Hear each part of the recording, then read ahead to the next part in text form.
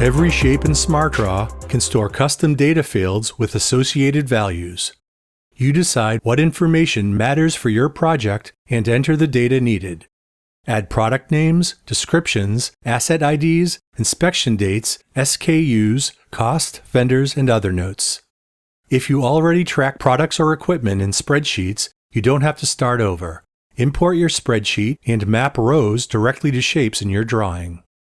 Once entered, data is shown as a tooltip when you hover over an element in SmartDraw.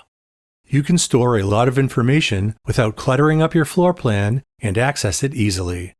And you can use all of this data to generate a manifest with just a click.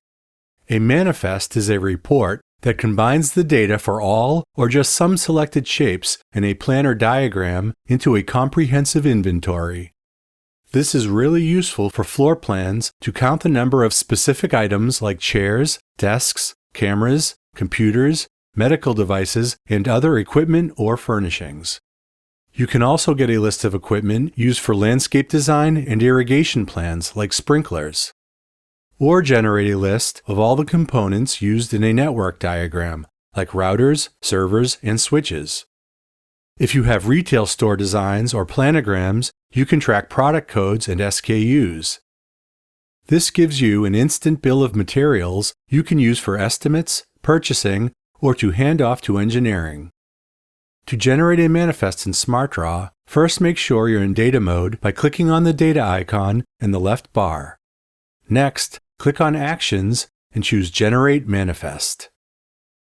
You can choose which items and what data to include in your manifest by clicking on the checkboxes in the list presented. You'll see a preview of your data to the right.